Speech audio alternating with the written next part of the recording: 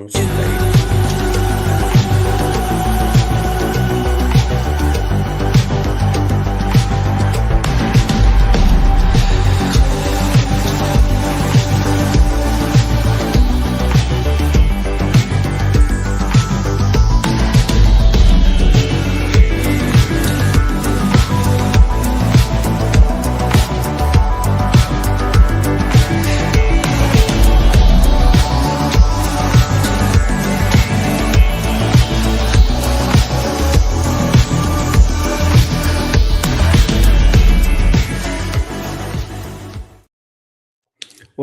Welcome back to Liverpool 12 Man Show. I got Lee and JK with me for this FA Cup preview, or more than a preview is what I'm trying to brand it as, which is what I hope that it starts to become for those out there that get to watch these shows. Makes it maybe a little bit more extra info or spice to your life with this direction that we take it.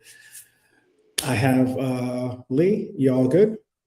Yeah, good, mate. Yeah, excellent. Excellent. And JK, how are you? I'm all good, bro. I'm all good. I'm peace to Norman in the chat as well, and to Lee and to yourself, bro.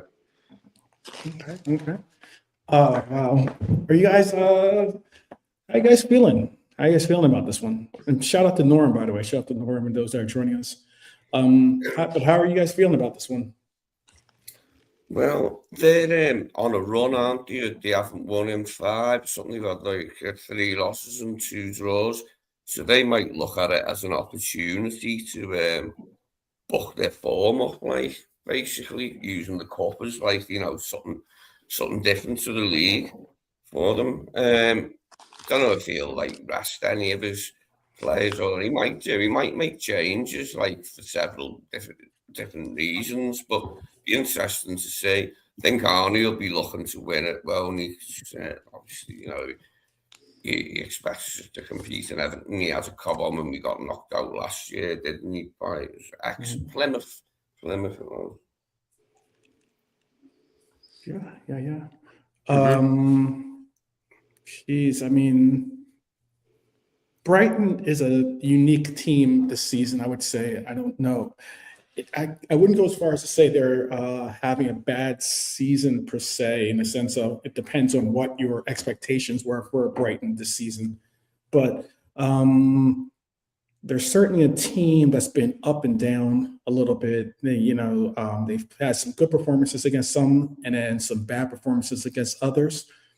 It's the 4th round clash that we have under the lights, which is a unique thing, for FA Cup. It's unique for it to be a nighttime game on a Saturday.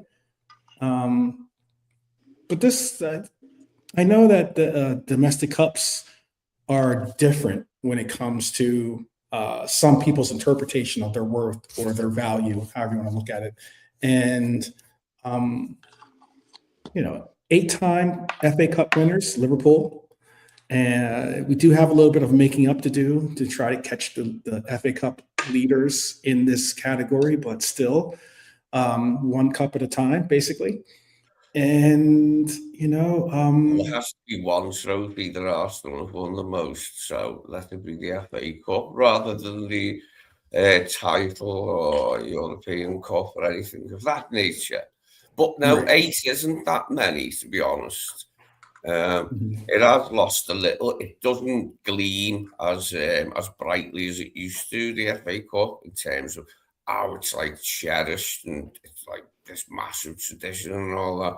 It's not what it was, because there's just so many more European games now. There was no Champions League or Europa League years ago. So the European games, there wasn't as many of them. So like the cups were still massive, but now things have just changed. But I still like it. It's still a good competition. I want us to go through anyway. Norm saying he's not resting Mo or Gakpo. He's dropping them all together. Wow. Okay. All right. Hull City's just lost to Chelsea 4-0, by the way. Go ahead, JK. You want to say shout out? Yeah, I thought the shout out, Red Armchair, as always, top lad. Hope you're cool, bro. I agree with what Norman's saying there. 8 days is our next game. So I'm going all out for tomorrow. And the thing is, I know why Arnie will go all out tomorrow, because the game before this against Barnsley, it went pretty strong. You know, I think he was trying to prove a point there with the team he pulled out that day. You know what I mean? He was like, I'm taking it serious now. I didn't know that. Yeah, well, no, finish your thought. Yeah. Yeah, like he was like, I'm taking it serious, and he even said it. So he's going to go strong tomorrow, and the opposition are pretty good, even though they're not on form. Should be a good game. Brighton are not a bad team. Inconsistent, yeah. But I'm sort of, I think beating Sunderland took a lot of heat out of this game. You know, I always say this, it could be Arnie Slott's last game, whichever game it is. It's been like this for a long time, bro. And I said pre-Sunderland, this could be his last game. And he won it, 1-0, fair play. So on to the next, and that's what he's on that level now. He needs to win tomorrow, just to keep that momentum up. Because the week after we've got Forest after 8 days, bro.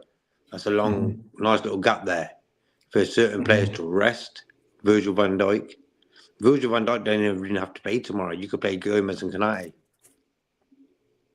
You know, so that'd be a, if you do, then you'd have to work some things out. But I get what you're saying.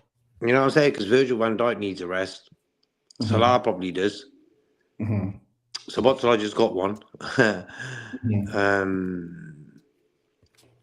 Yeah, but you know Virgil, he'll play every game. Him and Salah, they just built a bit different. I think Virgil had a top game the other day, back to his best, and it was good to just see him just playing back to how he used to, innit? But we go strong tomorrow. We have to, because of the eight-day gap until we play Forest. Who's sat their manager, so they'll have a new manager in by the time we're playing them. Actually, I think they've already got one. I think Spurs have struck, haven't they, in the Tudor or someone managing market? Yeah, they got a guy from Italy. Is it Tudor or something? Igor Tudor, yeah, I know. Yeah, that's the guy. Yeah, he's on to Tottenham, and I think they're going Portuguese. Forest. I don't know what his name is. Is it Pereira? Yeah, Vitor Pereira. Yeah, that's the one, bro. Yeah, he's going into Forest. Yeah, that's going to be a tough game, Forest away. Like, but, Forest have had more managers than games this season. Yeah, we've got a full week, haven't we? Between you know, it's next weekend when we play Forest, so we've got a full on the week. Sunday. Yeah. I'll tell you something funny. They say I don't have the graphic, but I did see one. It says that Forest have had more managers than Saka, or no, I was gonna say than Saka, or I think Cole Palmer. I think that's the second person, but I know it is Saka. That then they have open play goals this year. That's kind of crazy. That's mad. Yeah, that's mad. Yeah, pretty wild. Let's see. I'll put the guy thing. Yeah, Igor, Red Arm Dress supporter, saying he's a good player in his day, basically. Oh, Do you sense back, was he? I'm not talking about body counts at all. No body counts. But yeah, it should be an interesting run to see who we put in to this lineup. Some players could use a rest. Certainly, some players could probably see some time off. But considering, who would you like to see? Who would you like to see get a bit of time off? But you want to win the game as well, though. That's the thing. If you rest Van Dijk, yeah, fair play, you're resting him. But Mhm. You always need Virgil on the pitch, don't you? You do. You pretty much do. But I mean, it's an interesting one because, like, for instance, my philosophy, at least, this is just my philosophy or way I think. Like, whenever I play my FA Cup games, for instance, or FA Cup, or excuse me, my football manager games and stuff. Mhm. What I would do if I was managing the club would be would say, okay, well, every domestic cup game, Virgil's getting a day off, and for the most part, it's getting a day off. And then also, but it also means that your vice captain has to start, Mhm. and that would mean that Robbo has to start. But then again, Robbo just started in a very tough and demanding game at Sunderland. So now it's like, okay, do you give Kirkez a start, or do you give Robbo a start, and the rest do what the philosophy I was just saying is? And it's a real big question. I'll lay out my lineup. I do have a lineup put together Mhm. for us. That's in this next segment, but I was going to start off by just giving in some just giving a little bit of an idea of what we're getting into in this episode, and then also give you guys a little team news updates as to who's going to be actually available for us, I guess you could say.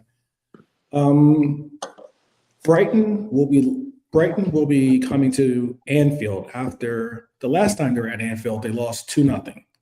That was back in December. I understand that this isn't league football and teams tend to adjust their teams accordingly. But I think Brighton understands how important this is for them, possibly, because I don't think that Brighton is looking at getting into Europe any other way, possibly, than through an FA Cup trophy. And it might be their only opportunity to get a trophy, period, this season. Because this is the cup, and the cup has not been kind to the FA Cup has not been kind to Liverpool, especially at this stage. I'll ask you this trivia question. Out of the 9 FA Cup fourth rounds that we've been in, how many of them have we been eliminated in? 3. The last 9. Oh, that's 9. Oh, just the once, I think. I believe it's the last 9. Yeah. I would say Double check. twice. Mm-hmm. 6 out of 9. We've been eliminated on 6 out of 9. Wow. That fourth round. That's poor. That's loads. Didn't realize. Wow. Yeah. 6 out of the last 9 FA Cup fourth rounds that we've been in, we've been eliminated. We've had some embarrassing knockouts by lower league teams. At least Brighton isn't that. So from that angle, I mean, I wish we would have got a lower league team so we could have maybe rested a few players, but we haven't. Exactly. We got Brighton. And Brighton always give us a good game at Anfield, even when we beat them at Anfield. Like, it's never by a load of goals, and they're always tough away. Home and away, like, they've been good in recent years, and opponents are difficult opponents at times, with Welbeck up front and the players he has supporting them. Yeah, it won't be an easy game. Hopefully we can come out of it on top, though, if we apply ourselves in the right way. Yeah, and that's the thing about it, is that we've been knocked out. We're knocked out of the stage last season. And by us getting knocked out of the stage last season, we now own the most fourth round exits in the Premier League era. That's not good. That's not good. Not a good stat to associate your club with. Good point, armchair. Yeah, spot on, bro. And peace to Bonkers as well. There you go. Good to see you, man. Yeah, big up Bonkers. Yeah, Man City got a weak team, right? I think again. Oh, Man City always have a weak team and all this. They've won like the League Cup and the FA Cup a couple of times where they haven't played a Premier League team until they got to the final. Yeah. A few times, like it's happened with you haven't played a Premier League team until you get to the semi-final. It's just lower league opposition all the way. It's a big difference. It's a big, big difference. Yeah. Yeah, there. We can all talk our conspiracies on that one. Well, we got Barnsley, didn't we, in the last round? Barnsley wasn't too severe. I mean, Barnsley had to go as well, like, didn't he? But, this is a stiffer test, isn't it? Like having Premier League opposition. But it's a different type of game than a lot of them we've played lately. In that, Brighton do allow you to play. They like to play football. Like, and there might be some space for players to capitalise on that. Our players and a little bit more room to play themselves, like, and express themselves. So hopefully it'll be a decent watch, if nothing else. Yeah, I mean, that's all we can. I mean, this is also about seeing if it will be about seeing if Arnie Slot can break habits. Yeah, some might say bad habits, but the habit of not taking this cup seriously, and this is we saw a big, just as JK said, a really big weight lifted off our backs by the 1-0 win at the Stadium of Light over Sunderland.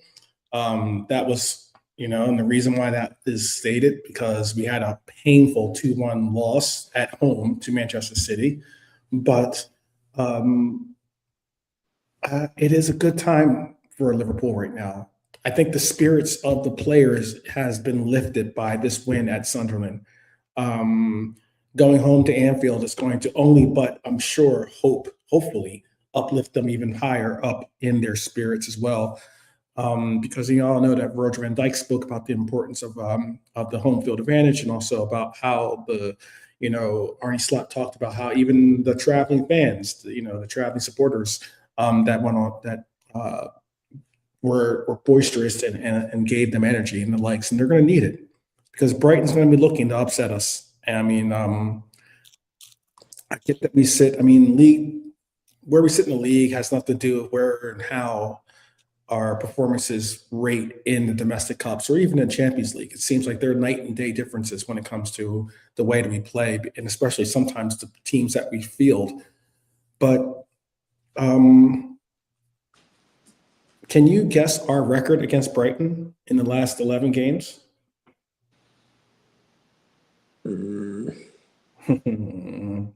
6 wins, 2 defeats, 3 draws. Okay.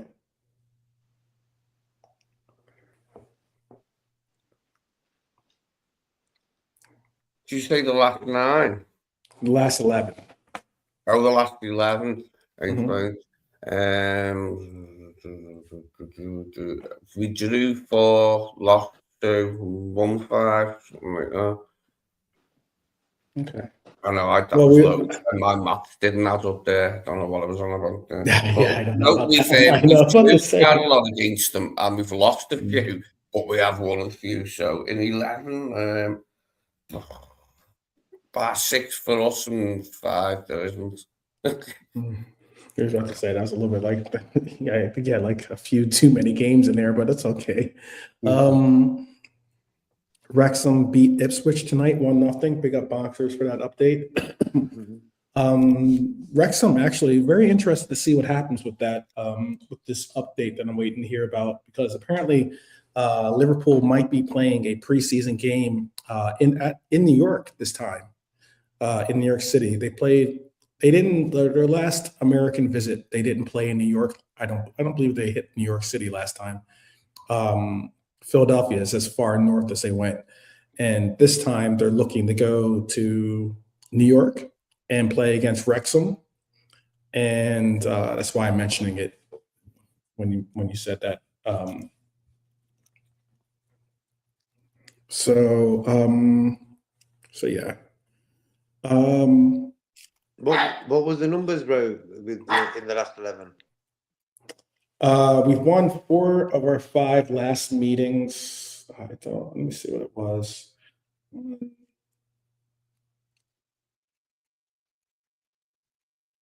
4 of our last 5 meetings. I think so. We're unbeaten. Actually, you know what though? I don't know if we are unbeaten actually. Dude, we're not unbeaten because we did lose 3-2 to them. We lost 3-2 in 2025. So we have 1 loss. We have 1 loss to them. And that was at Brighton. We lost 3-2. Everything else is us winning, basically. And we had 1 draw, I think. So 1 draw, 1 loss, and then everything else was us winning.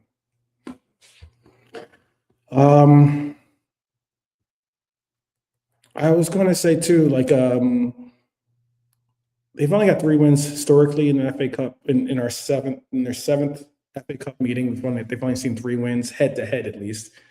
Brighton knocked Liverpool out in 2023 at the Amex, I think it was. I think it was 2023. Yep, 2023.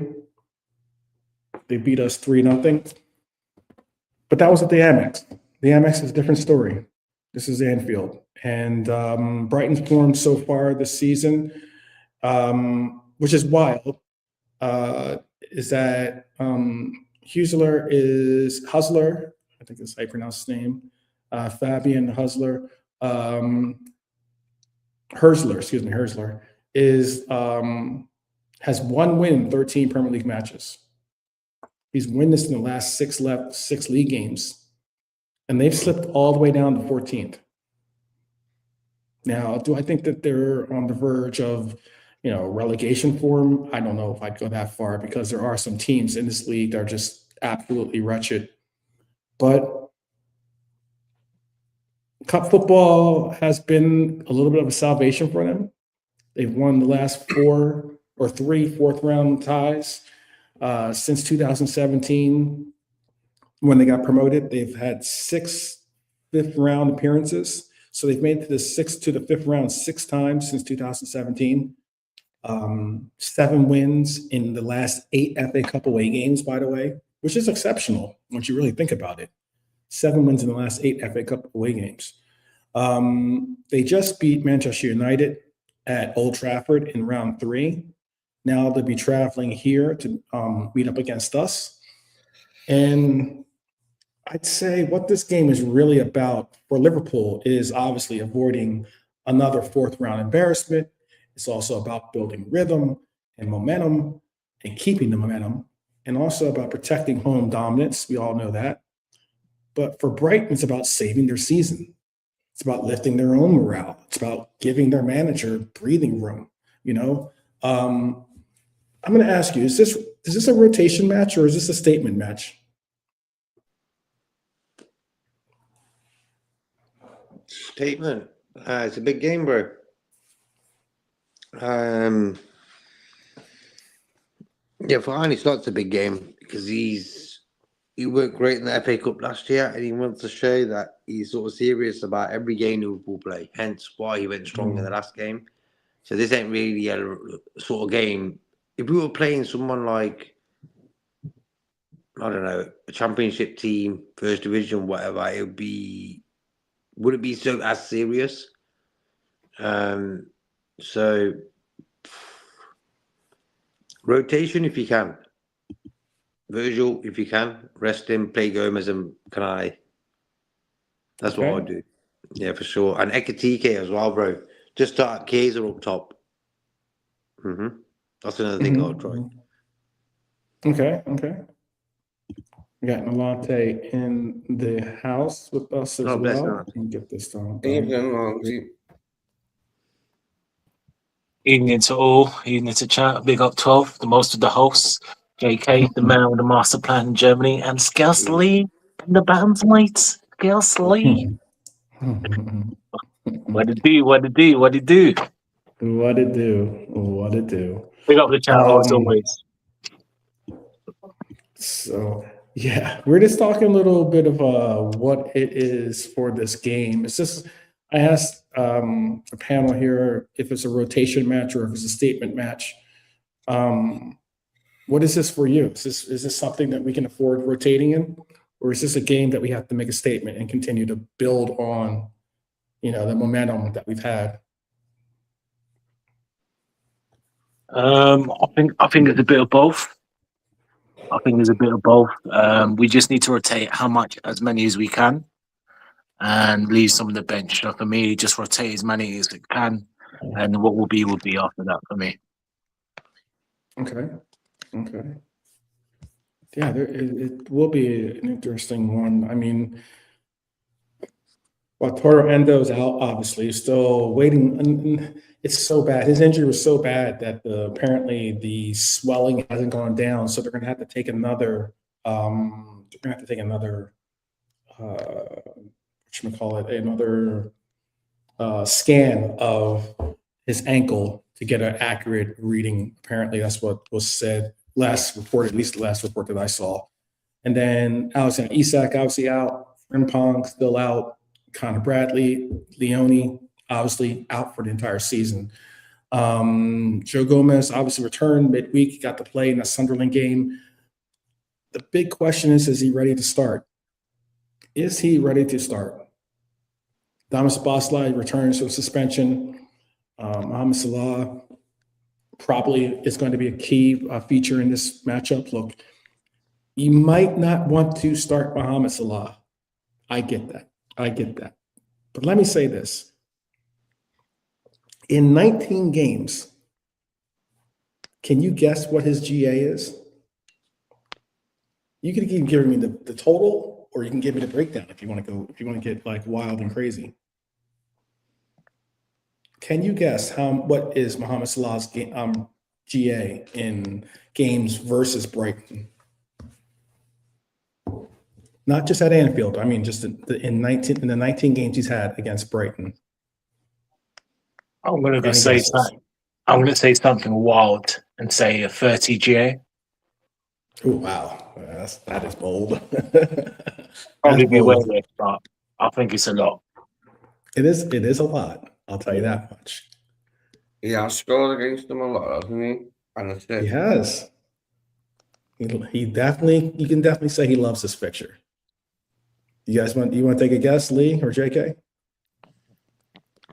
Just tell me his total GA. How many 19 games is it? 19 games.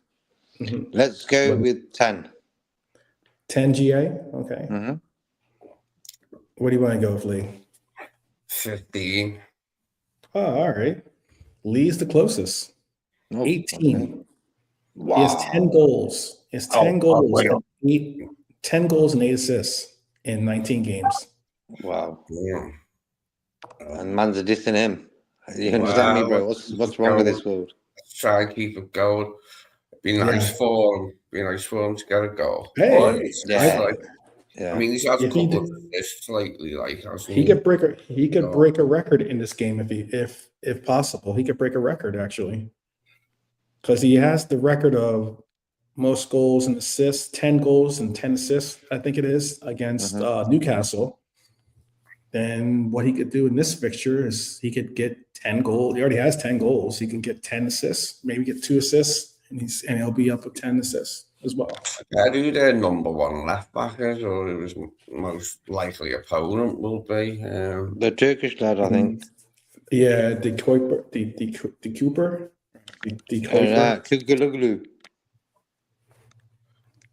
I remember the Kuiper. Yeah, he was like come from Belgium, but So I said I wouldn't mind if he came to us. I wouldn't. He's good.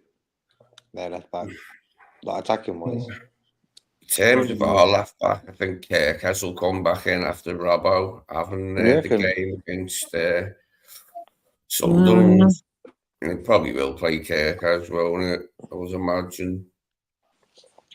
Or rest Kirkes and play next week against Forest and play Robbo again. Yeah, I think he'll play Robbo again. I think he'll start Robbo. Be nice for Robbo. He'd be buzzing off it to have 2 games, and he can definitely do it. I reckon. But wait and see. Don't Oh, think he's definitely. going to rest Virgil. Like, I don't think he'd be No? so bold against an opposition like Brighton to rest Virgil. And I think Arnie himself will view it as like, you know, a game that he wants to win. Like, and you know, obviously every game's a want-to-win game, but like this is probably too early. This won't have any difference between the league games. You'd be like right up for us getting the results because he's been under a lot of pressure. So I'm not expecting that many changes. Maybe in goal or Rio coming in for Gakpo. But aside from that, don't really think we'll make that many changes. Jones might come in, I think, for McAllister, say. But we haven't got the luxury of being able to rest Gravenberch, have we, or Virgil, if we realistically want to beat them. Because even though they're on a bad run, they're not an easy side to beat usually for us. Like, so, I think what'll be. I was going to say, I think. I know. Finish your thought. My fault. No, that was finished then. It just makes it tougher to rest players because of the draw we got. It's tougher for them because we're at home, like Archie said before. But yeah, I mean, it would have been nice to have drew lower league opposition, but we didn't. And you never know, they might have an off day. They could have an off day, like, and could They really could. get a few goals, like. But it's more likely that it'll be a tight game. I think sure, it'll be. Arnie wasn't amused at going out of the FA Cup last season. It was his first attempt at it, and it ended rather abruptly. So, yeah, he'll be looking to go through, won't he? I didn't see an update on JJ's injury, but if I do, I'll look at my my feed here. It keeps me normally up to date. I haven't seen anything pop up, but if it does, I will give you that update. I was just going to say, oh, Red Armchair Supporter said set 19. That was actually really close, by the way. Shout out to Red Armchair Supporter. When it came to the GA, at least for Mo, I was going to say, you know, what's going to be an interesting angle, and one that's going to certainly get a warm response, but certainly not. It's not going to take away too much of our thoughts that the player is still the enemy for now, at least if you want to look at it when he's on the pitch, and that is James Milner. James Milner could get a start for this game, I think. I think Lewis Dunk is available. Matoma is available now. They don't have Timas. Don't have Webster, March, or Ayari, but it is one that we could see. James Milner. How do you think the crowd's going to be? How do you think the crowd's going to respond or react to seeing James back at starting a game at Anfield? Yeah, they'll love it. Probably they'll love it. Well, to see Milner back and starting the game. Could well happen, couldn't it? Good, definitely. Just be nice to see him back anyway, like, because he'll be there anyway, even if he doesn't start or come on or anything for them. Yeah, it's a good one, isn't it? The return of the prodigal son. He's played everywhere on the pitch, Milner, hasn't he? Apart from like centre back and centre forward, he's left back, right wing, left wing, left centre mid, right centre mid. He's played. I think the only position he hasn't played is what, goalkeeper? I want to say. Isn't that the only position? I think. Literally. It's a bit like that with Milner and jack of all trades. Probably true that he was a master of none, but you don't have to be. You're a jack of all trades and you can do a good job, and that's all well and good, isn't it?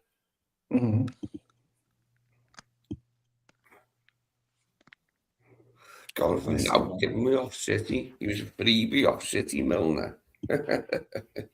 He went on to, that cost him a bit because he really helped us, Milner. Remember that season he played left back all season, and he was dead good. He was our best player that season at left back. That's funny. Probably. all we had when Jurgen come in, wasn't it? Like, you know, I just think maybe the reason why he didn't play goalkeeper is because he didn't have any gloves. Maybe that was the reason why. Who knows?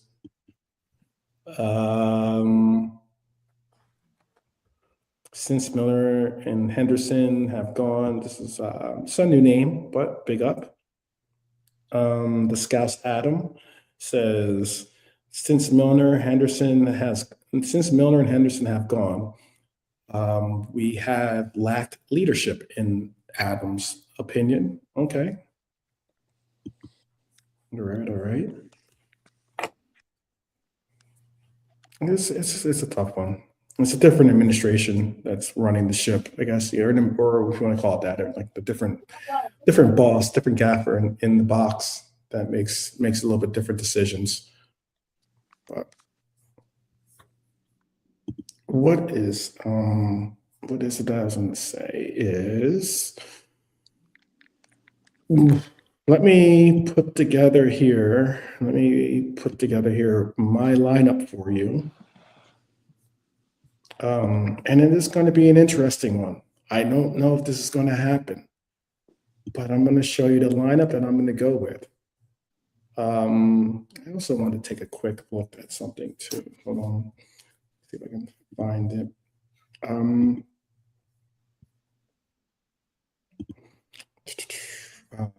Wait 1 second. Let me double check and see who started this last one.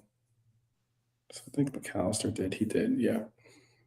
All right. So I'm going to show you my lineup. And this is a lineup that I know is going to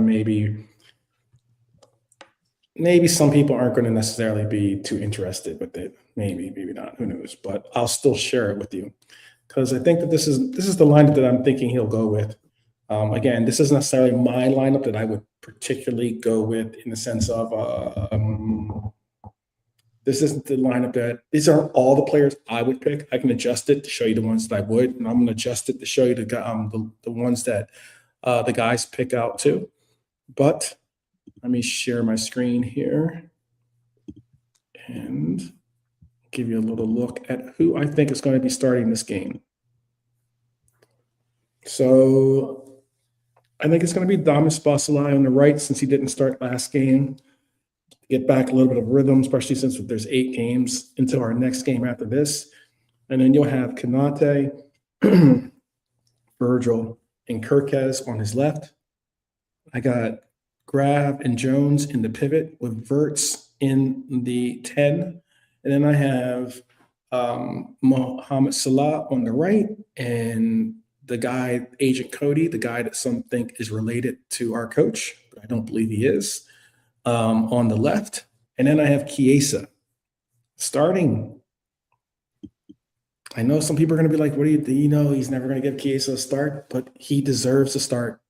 And this game is a game, I think, that if you don't hold off, especially, he can already see that Ekitike is not necessarily, I won't say he's struggling with his fitness, but I just don't want to see him be pressed into falling a little bit under form. Let's see. Scouse Adams placed his as being Marmadashvili, Ramsey, Gomez, Virgil, Robertson, Jones, Grav, Maka, Hugo, Chiesa, and Gakpo. So he does go with the same front lineup as I did. That's interesting. What would be your lineup if you're going to do? I could put it in. I'm going to keep it in a 4-2-3-1 because that's most likely what we'll end up doing. What would be your lineup? Anyone that wants to jump in line here, you can tell me, and I'll put together yours. Go ahead. Well, that looks good to me. It's just Chiesa. I don't think he'll start. I think he'll start Hugo. But that's probably the team he'll pick. I'm assuming that he'll go as strong as he would with the league game. And McAllister and Alisson would be the two most likely.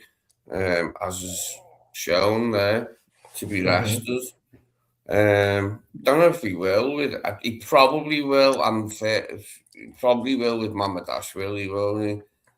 And Curtis. That's a tough call, that, or whether to drop McAllister or rest him, whichever word you want to use, drop him, rest him against his whole team.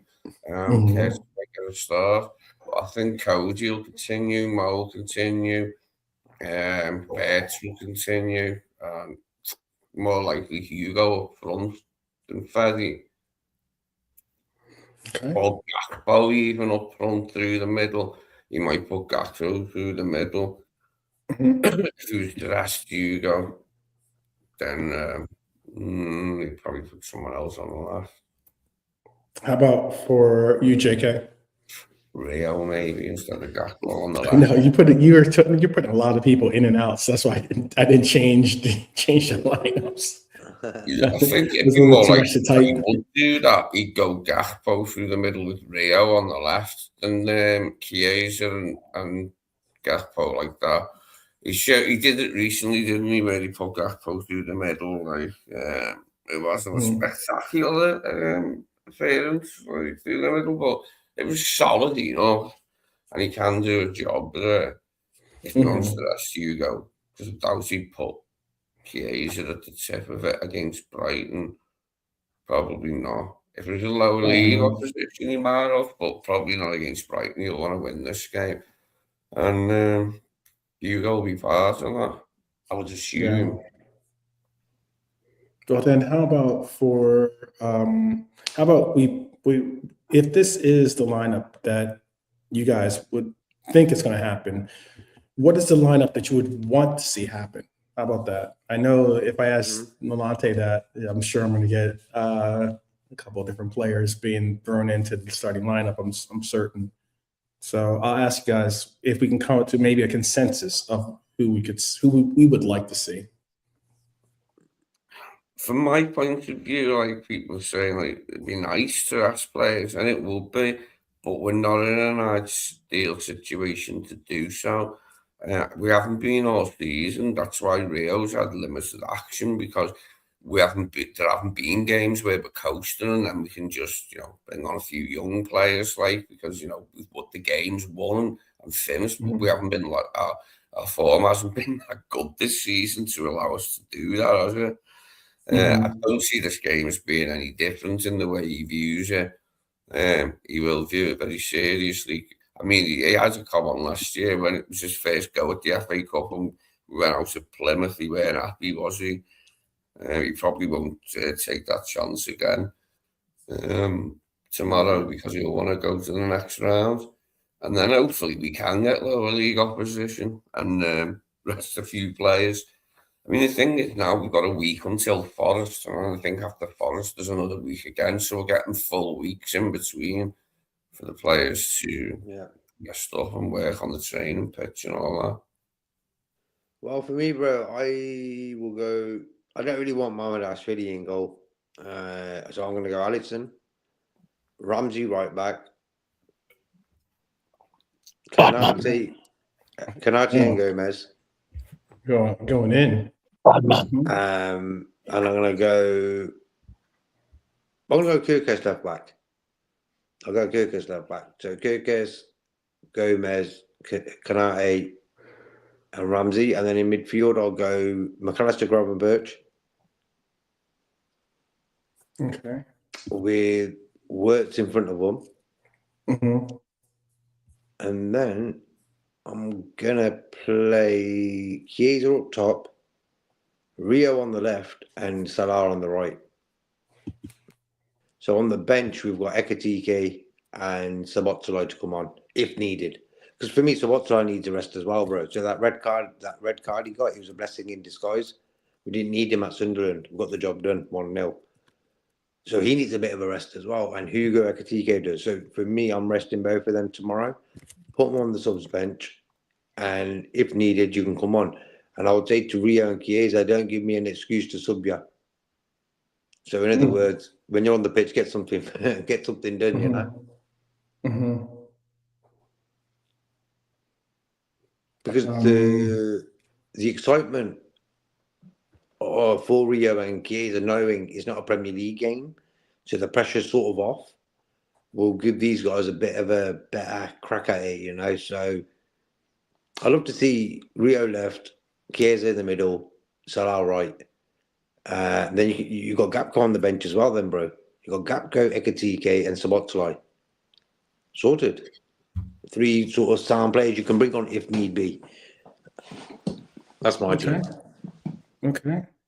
How about for yourself, Nalante? I will keep Mummer in goal. He needs some kind of game time. I think the Brighton games will be fine. I'll keep keep JK's back, Ray Ramsey, Kanati, Gomez, and I'll keep Robbo. I'll keep Robbo in. Curtis can play Forest. I'll, because he's going to swap and change. That's the only thing Slot has done right in terms of rotation. The midfield is an interesting one. Sobbo will be back. So what I'll do, you know what? I'll go Jones, Sobbo in the 2, and up front, and then in the 10, I'll the rest Wirtz and play Trey. And Wirtz can be in the bench if we need. Yeah, Trey. Yeah, he needs some game time, and this if he's going to give some game time. No, but he's got the experience of Jones and Sobbo behind him. So you can rotate. Sobbo can swap if he goes in the 10, and Trey can drop a little bit deeper with Curtis Jones. You've got experience around him, so I think he'll be okay. Rio for me will have to start because again, same with Trey. I mean, when is he going to start again? He's not going to start another game this season at all. No. So this is the game for him to start. Sadly enough, you know what I mean. Mo can start because he really is in dire form. And I mean, we'll get into it about what I heard on Kopish from Dom, Tom Little, Cow, and Drift about this. But yeah, we haven't really got any choice. Well, we can, but we haven't got a choice. He needs a goal somewhere. Hopefully, he gets a goal, gives him some confidence back. And then, yeah, Hugo definitely needs to be rested. And yeah, we play Chiesa up front. And like JK says, I hope he doesn't just do the typical, just swap off. If he does, Chiesa, etc.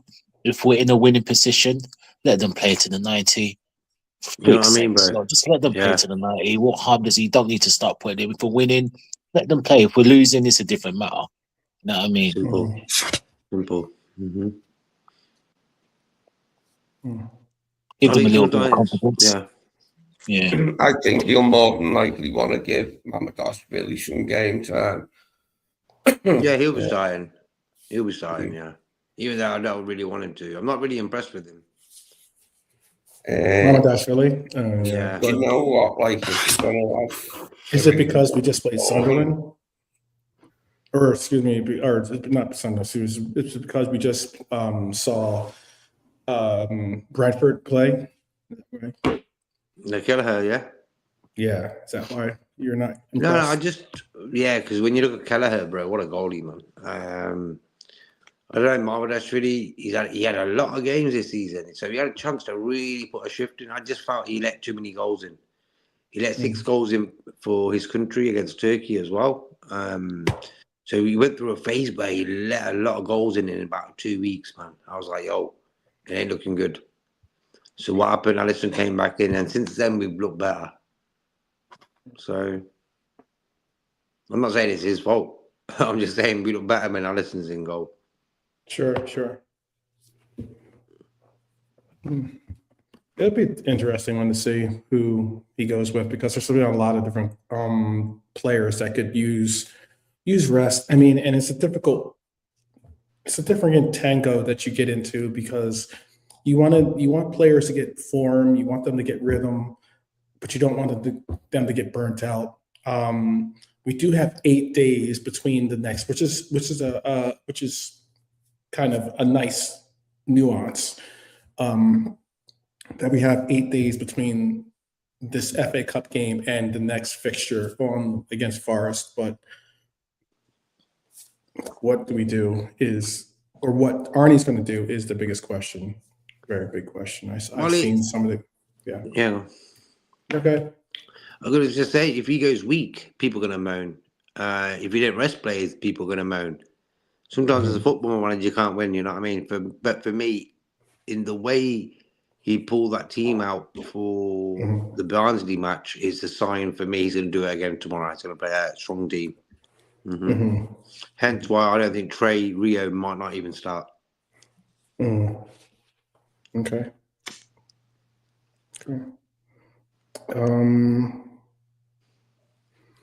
All right, let's get back to what the chat thinks. Let's see. I showed Adams. Samir is saying drop Cody and play Gomez. Well, as left back, left wing. I think he wants to. I asked him. I think he wants to possibly go with a different formation. I would assume if he dropped, because that's the only way you could drop Cody and play Gomez. Because then you can maybe, if necessary, you could play Dom on that side, or you could do something different with the lineup. But I prefer Can Chiesa drop. in the middle. Yeah, on the left, he looks busy. Don't get me wrong. I don't know. I think in the middle, he's a bit more dangerous. But he should start tomorrow, Chiesa, for sure. Ekatike, rest him, get him on the bench is important because we need him for the Premier League and Champions League. We've got enough sort of players there, Gakpo, Salah, Chiesa, who can get a goal or two against Brighton, you know what I mean? So a big few weeks now. We've got Forest, then we've got West Ham after this.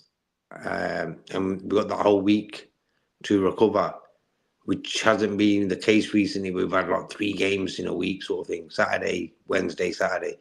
So, yeah, maybe as well, you could rest Wirtz as well, Bonkers, because he's been playing a lot as well, you know what I mean? But I just feel when he's on the pitch, we can get the job done faster or easier when he's on the pitch. So even if you play him for 70 minutes and bring him off, he's got 8 days to rest until the next game anyway. Yeah.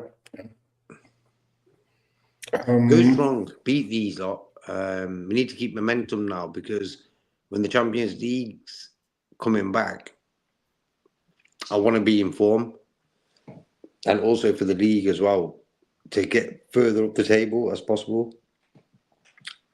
Important. So this cup little run can get a bit of momentum going as well, you know what I mean? So, yeah.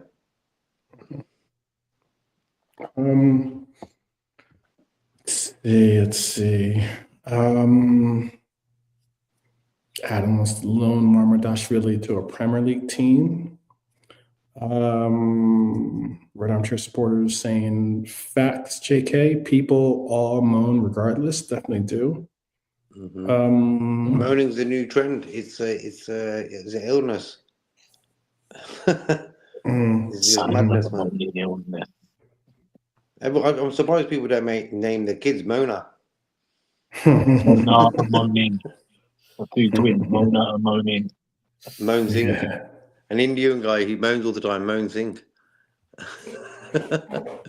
Gosh, that is the truth, though. It is the truth. I agree with you on the everyone is how many Chicken Littles we have in our fan base. It's all doom and gloom all the time. After a while, it's like sometimes I can understand, like, you know, my sentiment has always been prepare for the worst and expect the best. But I mean, the reality of it is that some people are just not happy unless the sky is falling.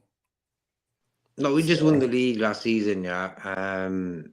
This time last year, we were celebrating, getting ready to celebrate in May, you know what I mean? And forward it here, I think because of the new influx of players and stuff, so many of them, it took them time to settle in.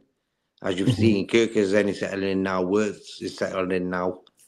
Ekatike didn't need to take no time, he just cracked on with it and stuff. So there's reasons to moan, of course, but when it's constant, it becomes very bad for your soul, man. Or rather, a person says to me, instead of stating the obvious, about things that have happened and moaning about it, that ain't going to do no one no benefit, because at the end of the day, we're not all born yesterday. We all know what the problems are. But for me, it's the way the manager does certain things, the way he does his press conferences. I heard his press conference for this match. He's talking about set pieces again, bro. Yeah, in Premiership, I'm like, we've got the bruv, lowest, why and are you you jumped to got the highest. Yeah. why are you talking That's about that topic anymore, man? Like, leave it alone. We scored a goal from a set piece the other day, bruv. Yeah. Like, you don't need to talk about. I'm telling you now, bro. I told you I would do the press conference for him if he. I don't even want to get paid for it. I'll do the press conferences for him. I'd even fly from where I am and go and do it listen. for him. You can speak in German, so no one I'll do it in understand. German. I'll do it in Dutch as well, bro, if you want. Dutch, yeah. You know, come on, man.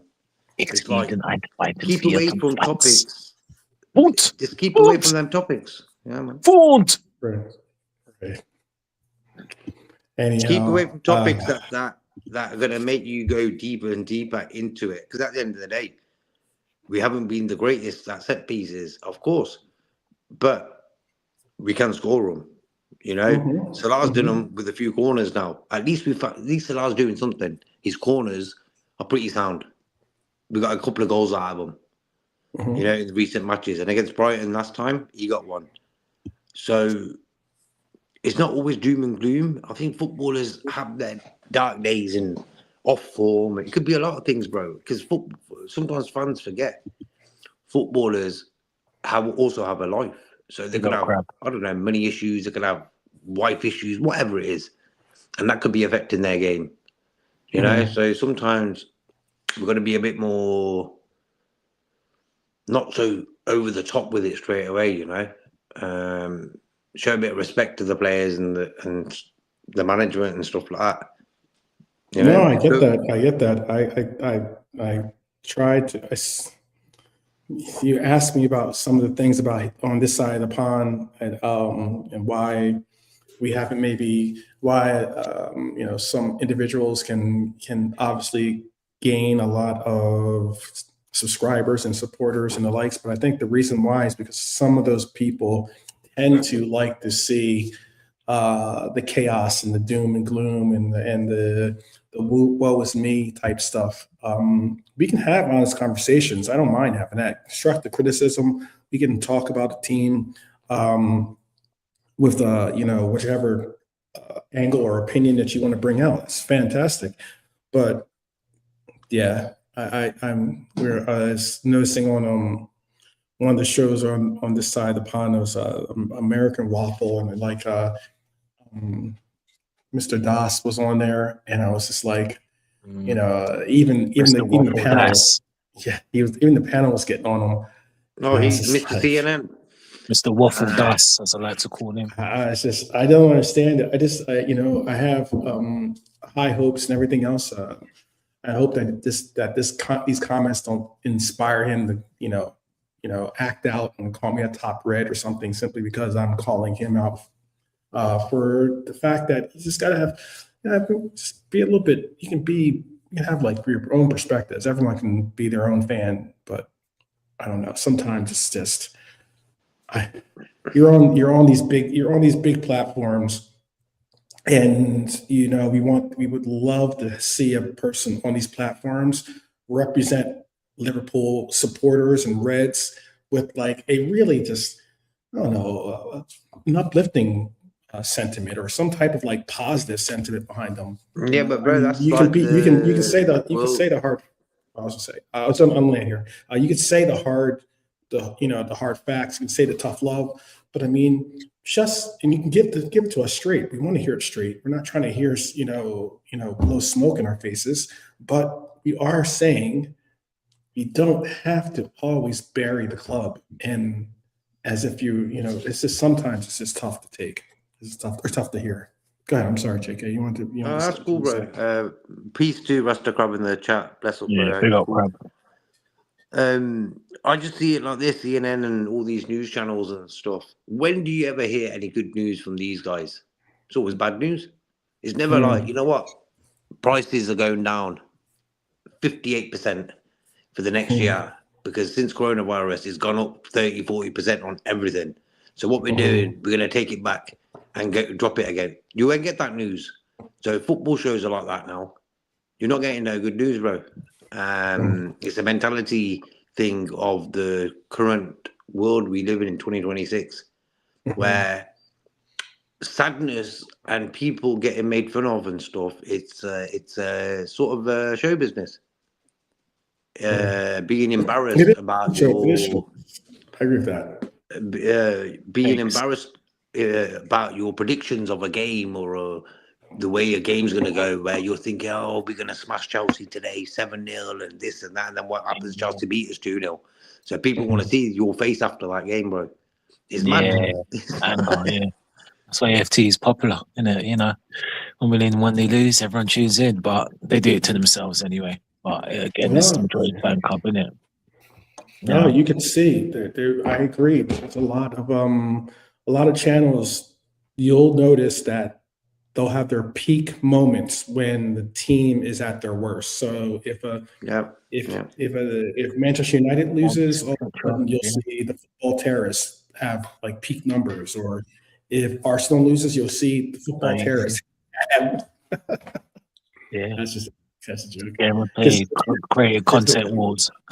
Terry loves. He's a Manchester United fan, but I've never seen a Manchester United fan. No, but the thing is, bro, like, when you look at all of us here, I'm more serious than a lot of guys about Liverpool Football Club. But what it is, I'm not trying to portray a CNN news reporter here. You know, we're fans of the club, and we're not in it for it's not our job to talk serious about Liverpool all the time. But we'll talk passionately, don't get me wrong. And then these fans who are always moaning, always think that we're deluded and blinded. No. There's a difference there. I feel the real fan, like your Normans, I never heard Norman moan about a player, really, or a manager, or anything really to that level. Or Red Armchair, these guys, you know, Lee Wiskid, proper fans. Even Nalante Lee, you, me, we don't come out with that sort of rubbish, you know. And I always think, what would Bob Paisley and Shankly think if he's seen half of these shows that are going on now? Disgrace. Absolute disgrace. Aye. I'm telling you, man. Aye. I'm telling you. It's Liverpool, home of the brave, home of the Sharks. Absolutely disgraceful. He'd be going mad now, and hence why I feel like that, where I don't really want to go that way, because if Shankly, if a manager like Klopp met us and he says, "Oh, weren't you the lad who was saying this on Twitter, calling me a German DICK head?" Yeah, weren't you the lad? That guy would fucking feel embarrassed, bro. That's exactly, JK. Spot on, bro. And the thing is, and this is what we have to put up with, fans that can't get too emotional and get themselves in check when we lose. Look, to be fair, when I was 21. And again, I'm not saying I'm not into football, but you get me. There's more, like I said, I've always said it. My life, my children, they're more important than Liverpool Football Club. Liverpool Football Club is something I love, but other things come first. You know what I mean? But yeah, when I was 21, I'm not going to lie. When I was with Liverpool, I used to scream the house down, smash my PS2 controllers. If you know, you know. Get mad and, you know, bad. But you know what? Life goes on. But what I won't do is just have people, again, we've seen on every stream, you name it. You name the top dogs, the create contest that some of you go on. Get mad. Oh, he's a bald fraud. He's a prick. Oh, he's a little shit. And I'm thinking, dude, you don't even know the brother. You don't even know the guy. Why are you taking it personal? If it's one thing you want him out, no problem. He ain't good enough, etc. Or he's doing some wild stuff, fine. But when you get personal, I mean, come on.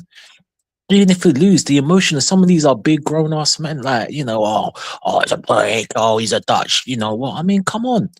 Fix yourself up, man. You call yourself a Liverpool fan, innit? Yeah.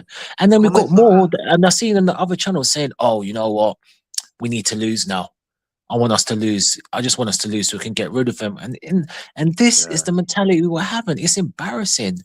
Listen, mate. Listen, I want us to win the European Cup. Slot.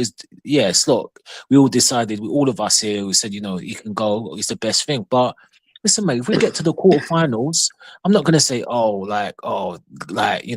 I want us to lose so we can get rid of him. No, I want to win the FA Cup. I want to win the Champions League. Simple. I want to win that, and then we do. And then we'll deal with what happens in the summer. But I want to win that, so there's no way I'm gonna. No matter. Even Roy Hodgson, you know, Remember, chat, ladies and gentlemen, Roy, hello, Roy, JK, I'm playing Joe Cole. Remember Roy? Yeah, remember Roy? Yeah. Even when we were in the mud, I still wanted us to win. Yeah, I didn't want him, but listen, I still wanted us to win, and then what will be. So, but again, this is and some of the online fans are becoming the new AFTV, and some of the streams, the Monses, the Don Hassans, etc. A few people in Enz's chat, some of these people, and everyone's an expert. Everyone is an expert. Look, we discuss opinions. If 12 knows something more than me, then I'm like, you know what? Hold up. We say you like, for instance, let's talk about Jedi. For instance, 12. Like, let's just say, Jedi. Let's just say I thought he played for Brighton. Let's just say, and you correct me, say, oh, no, Neil Ante is Fulham. He plays for Fulham. Minor. It's not a biggie. It's not a biggie. Just letting me know. But oh my God, I was even today. We'll get into it later. I want to discuss that later. But you got some people with experts. No, I remember. I watched all of Wolves' games. I'm thinking, my words, Lord have mercy. Yeah, bro. But anyway, I'll discuss that at the end. But we move. Wisdom should be shared. I always say this. That's why the world's in the state it is, because wisdom is not shared. They keep it for themselves and they use it as a tool to be arrogant with it. I'm like, fuck. You're like, come on, man. Come on. We're Liverpool fans first. This is the thing. Liverpool, we do it different. Hence why we all support Liverpool. But for some reason, these guys don't understand the basics of supporting Liverpool. Yeah. So what's your predictions for this game? What are your predictions? I'm going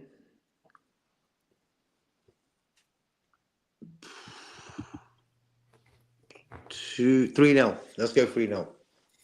Oh. Okay. Lee, you still with us? I'll go 3-2. Oh, 3-2. it's a tight one. Is 3-2 like as in we have a game winner, or is 3-2 as in like they come back and we just hold them off? Yeah. A seesaw game that we end up winning 3-2. I'll go for that, and that it's a decent watch. It's not as boring as we have been sometimes. 5 goals. 5 goals. Wow. All right. Malante. Big up, Red Armchair. Exactly the score I'm saying. 2-1 after extra time. Okay. Yeah. Okay. I'll take a win, no matter what, Yeah. That's the main thing. Yeah, I'm going for a seesaw game where we're in front, then drawing, then in front, then drawing. I'm just gonna ask the question, Lee. Are you gonna make the game? Yeah. Yeah, you missed the game, the Sunderland game, bro. You weren't to be playing, bro. Endo had to play, and he got Lee, injured. shall give you one ring to make the game, Lee? Yeah. Got at least do stuff for a right back appearance. Yeah. Arnie Slot said he's gonna pick you up tomorrow, bro. He said. Yeah, he said you missed the coach last time, Lee. So yeah, JK messaged him. Right back, it was like dead icy in the Railstone. And then when we come in, there was cakes, and the Stevie Wonder I just called to say I love you was on the radio in the dressing room. Like when we come in afterwards, there was cakes, but I was late to the cakes and just got an ice bun, something crap. I didn't know there was going to be cakes. Bro, which position did you play anyway? Beginning with A, might have been Allerton in Liverpool or Egbert. I can't remember one of them. Yeah, but where did you play on the pitch, Lee? Which position was it? Right back. That's the thing. Yeah, right back. I like playing right back. Andy Robertson. There you go. There you go, bro. Flying down the wing. Out of the mould, and if I play, I like to just play in centre midfield and just passing it around. When you're younger and you're quite fast, you want to leg it and that, don't you? And get past people and beat people if you can. No, I always say if you can run, play football, man.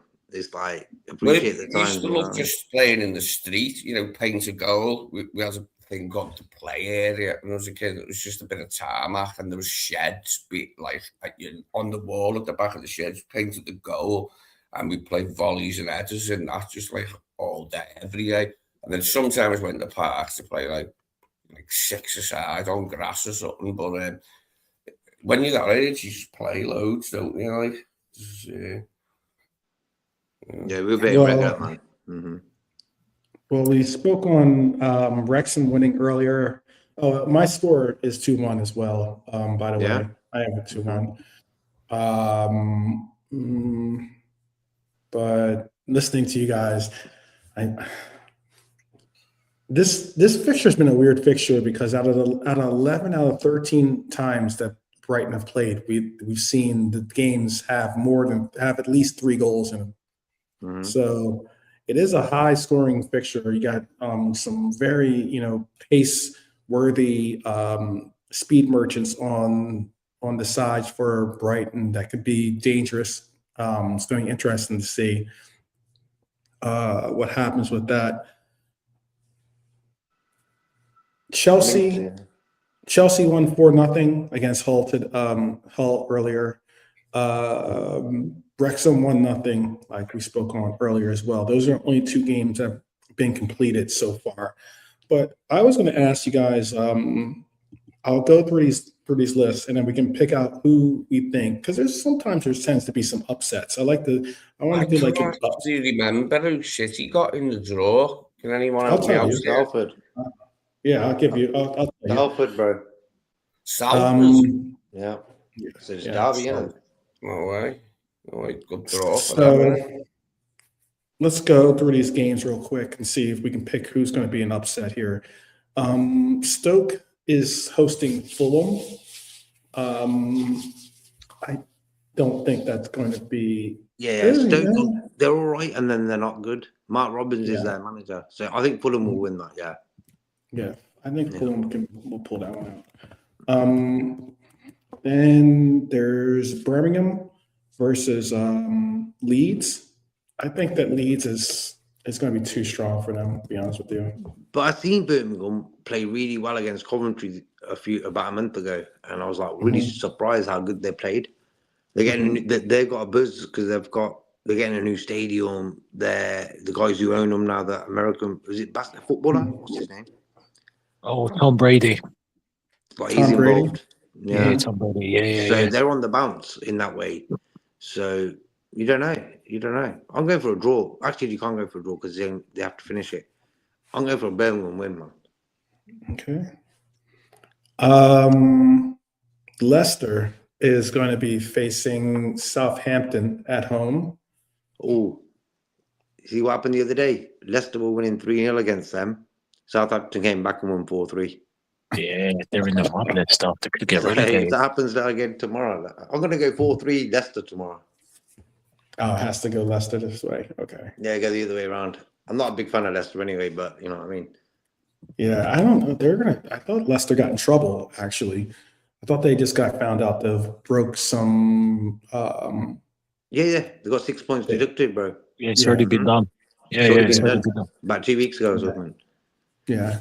What's that lad's name, Delante? The Leicester fan. He used to come on Brian's and that as well. Oh yeah, what's his name? The Fardy lookalike.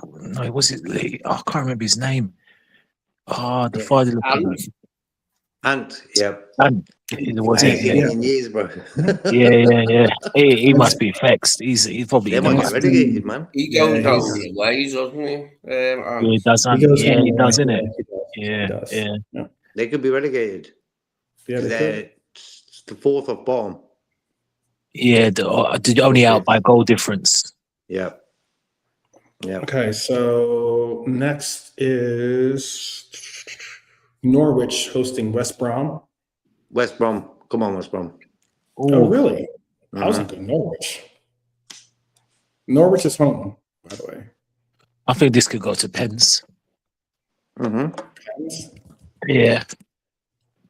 Okay. West Brom's manager is a guy, he went from Man United to America, I think Minnesota or somewhere, trained them for a while, then he went to West Brom. I think it's Minnesota. Yeah. Okay. I already have the Wrexham result. Our result is tomorrow.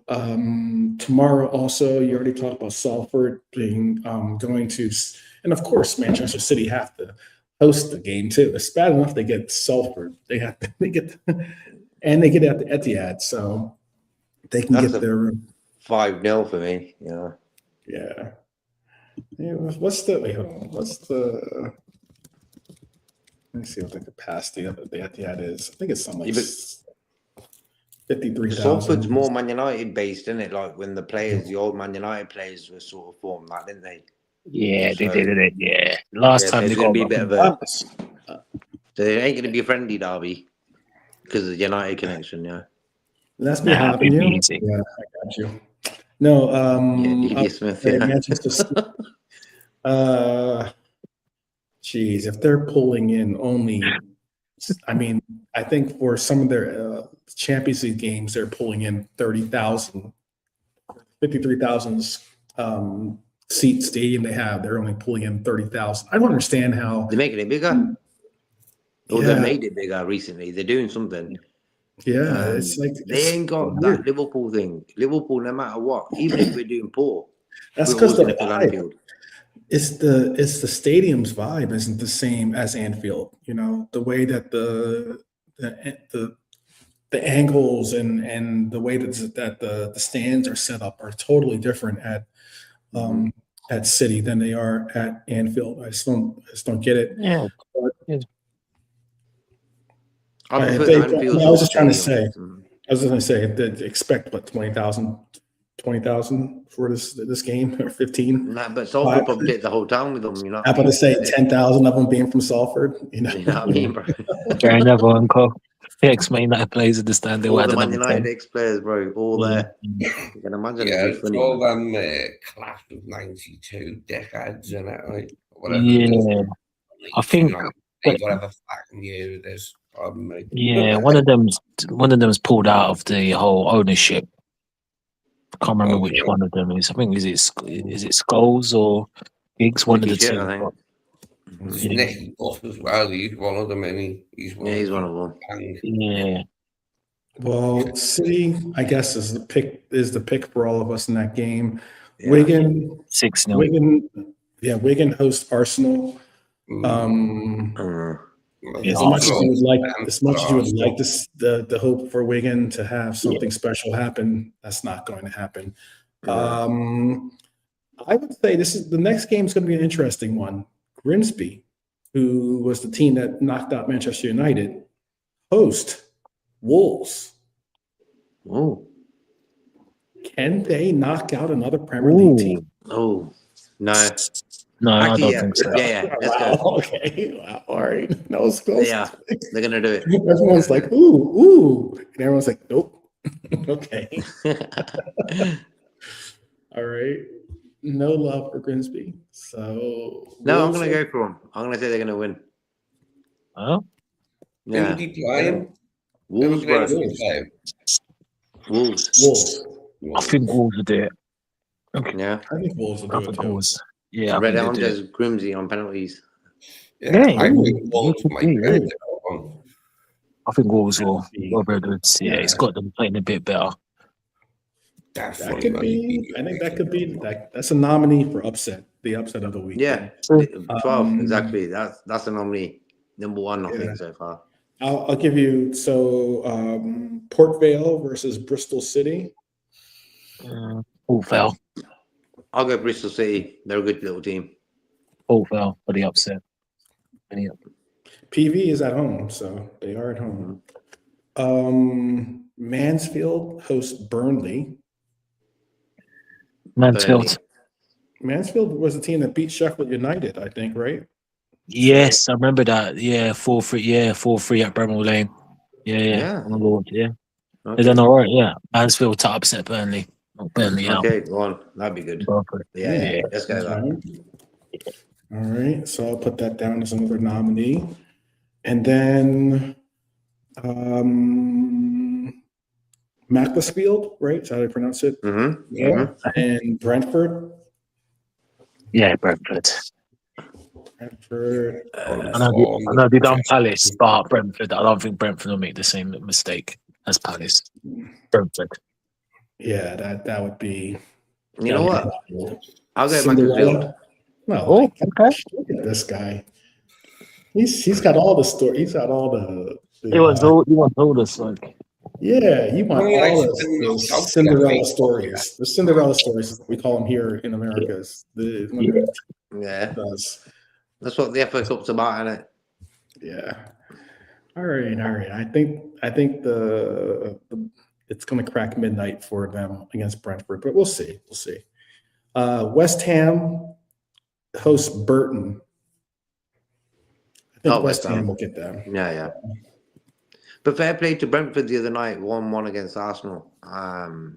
Should have won. Thiago should have scored. Thiago should have Yeah, scored a he should be couple of burying goals. that. Yeah.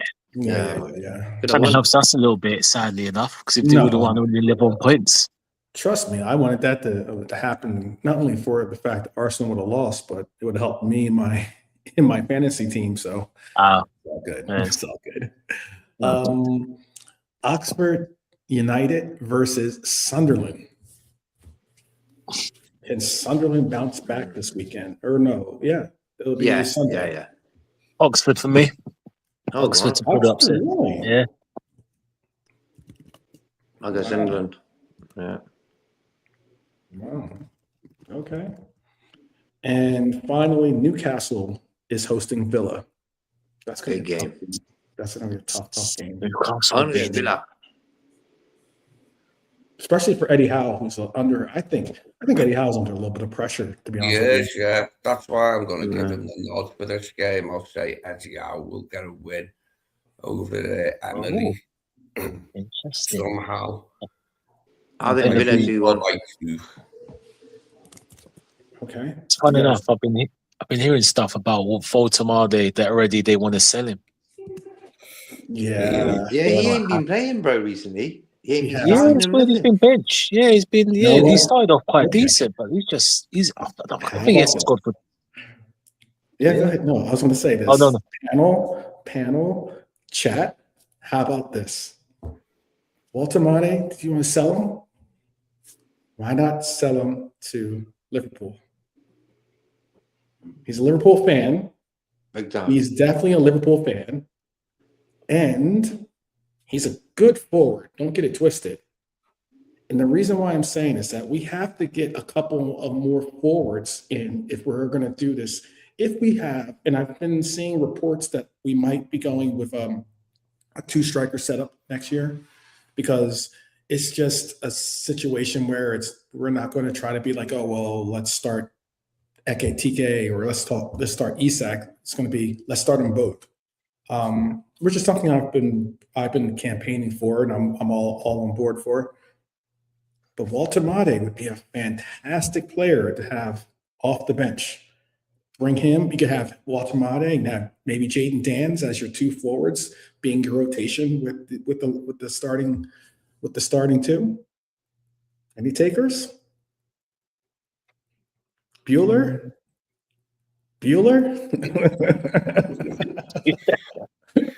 No, not for me. No. Yeah. Formation change. That means we're not getting a winger, and yeah. If we do, then yeah, we would. If we are going to, then yeah, we definitely need another striker, 100%. If we are changing it to two, but again, remains to be seen. But yeah, if we were, no, not for me. Okay. Yeah. Suppose one position we do know will be different from the last game is Endo, and it will definitely not be starting at right back again, will he, for quite some time, if ever. Liverpool. Yeah. But, I think he will start or we will see Endo again. I originally when it happened, I was thinking, oh no, but I don't think we'll be able to move on from Endo in the summer simply because of the injury. And then two, maybe he moves on in January, but I mean, at that point, why just see he's never had a bad one since he's been here. He's had a couple, but they were not much like, and he shut them off quickly. This one's a bit different, isn't it? Mm-hmm. My point is, I just don't think that. At first, I was like, oh, I've heard the talks, and it hit me as being, oh, maybe this is the last time we'll see Endo. Maybe it's the last time you see Endo start. Maybe that could be the case, but I don't know if He's a it'll be the last time useful you see Endo. utility player, isn't he? That's like an option, can play centre back, right? I'm saying it because he does have another year on his contract after this. So 2027 is the expiration of his contract. Chances are, I get it. Teams would probably make some bids for him, but the bids are going to have to be on a player that isn't even able to play. Like, as in, they're going to probably wait and say, "Hey, let me see how he comes back before I give you 10 million, 6 million, whatever it is that you end up spending for him." I don't know what his market value is right now, but he is a 30-year plus player. I'm sure he's going to push to get into the World Cup, so maybe that could help push the idea of getting sold. I think a lot of it, even that's a question mark. Yeah. When he does come back from his injury, a lot of it will depend on whether he wants to then play more now that he's recovered from his injury, because it might make him think about how long he's got left in his career, and he might think then when he's recovered, so can play more regularly for a bit. Whether he's happy to stay playing a very, very minor role in it. I think he considering what he did by standing up and trying to, play on despite being injured, gravely injured, by the way. I think that this guy loves the fact that this has been certainly his biggest club opportunity in his life. And I don't think that he's looking he can always go back to Japan and maybe play for a team, or he can always go and maybe. It's not a good one for Endo, was it? Because Slot's just not into him. If he does use him, he's more likely to use him at centre back than he is in midfield. When you look at it, if you're going to move on from him, you'd be taking a massive haircut when it comes to the money that you'll secure. And not only will you take a massive haircut in that retribute, but you'll also have to look at it as, is it just worth, is taking a couple million worth it when you have a player that plays his butt off, will give you 110% and is a utility player for you, knows the system, is dependable. As long as he comes back and is serviceable and is able to play, I say keep him for the year, see his contract out, thank you for his service, and then allow for him to go to the team of his choice. That's just my opinion. Yeah. Everyone knows I like Endo, but I mean, realistically, the money you get for Endo isn't going to be, who can we go for next money? It's just not. No, we need to see the diagnosis of the ankle and how it affects him, how long, and then we can, I guess, we'll make a decision. But yeah. Mm-hmm. Yeah, I'm sure he'll have offers. Then it's up to him, isn't it? He wants to see out his contract, which I think he probably would do. Just depends whether he wants more football or not when he recovers. So wait, who did you guys have, Villa or Newcastle in that game? Yeah, I'm going to go for Newcastle. I said, so I'll stick with it. The Howe gets a win to boost them and resuscitate them a bit because they've gone off the boil and so he needs it. If he were to get knocked out of the FA Cup, oof. I think there would be some real hollering, hooping and hollering going on. Yeah. That's true. And all they have is the Champions League playoffs, and then that's it really. And then get as high up as in the league, and then you got Tonali looking, he wants to leave. Yeah, it's a crazy one. All right, so the ends. Sorry. I was going to say, so the upset of the week will be, or not week, because actually some of these games are going to be in March, but the upset of the fourth round is, we had Grimsby, Wolves as a nominee, Mansfield as a nominee. We had Brentford, Macclesfield as a nominee. And then Oxford Sunderland as a nominee. No, I think Sunderland will do them. Yeah.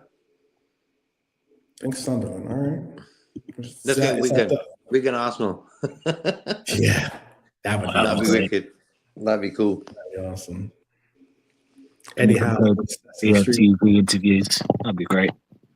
What is your pick? What is your serious pick? What is the upset? This is something I did want to do as a segment. So, which giant falls in this? The panel vote. What do you have? I think Birmingham Leeds, bro. I'll go with that one. Okay. Mm-hmm. Okay. Interesting. But fair play to Leeds. They've been pretty good this season. They've got 2-2 against Chelsea the other day away. That was a good result. So, but I just feel Birmingham. I don't know. Just go Birmingham. What's the upset of? What's your fourth round upset? There's usually always one, so that's why I'm asking. There's not all the. I don't think all the favorites are going to win in the fourth round. It's always you see a third or fourth round upset, and we've already seen one or two in the third round. What do you think is going to happen in the fourth round? Lee, do you have one? Do you have any of these teams, any of these games? Which one is your upset of the fourth round? Upset of the fourth round, from what I've heard, that there is.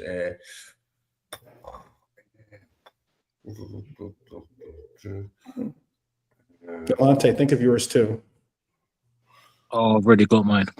What is yours? Well, Lee, thanks. Go ahead. City and Arsenal are going to win. Who is? City and Arsenal are going to win. I'm saying. I think also. Who else? Okay, Delonte, go ahead. Delonte. Go ahead. Well, thanks. Port Vale Burnley. Ooh. Mm-hmm. Yeah, I think that'd be the upset. Okay. Well, wait. Port Vale plays Bristol City. Oh, sorry. Who are Burnley you got again? Away? Mansfield. Mansfield. Sorry, that's the one. Sorry, not Port Vale. Yeah. Sorry, Mansfield. Yeah, Mansfield will beat Burnley for me. That'll be the upset. Yeah, that has got the ring of an upset to it. That, although their form's been all right of late in the Premier League, I think in the cup they'd be on the end of a shot. Don't cheat. You don't look on your neighbor's papers. Come on. Come up with your own. What is it? You can go with it if you want, but is that the one that you want to go with?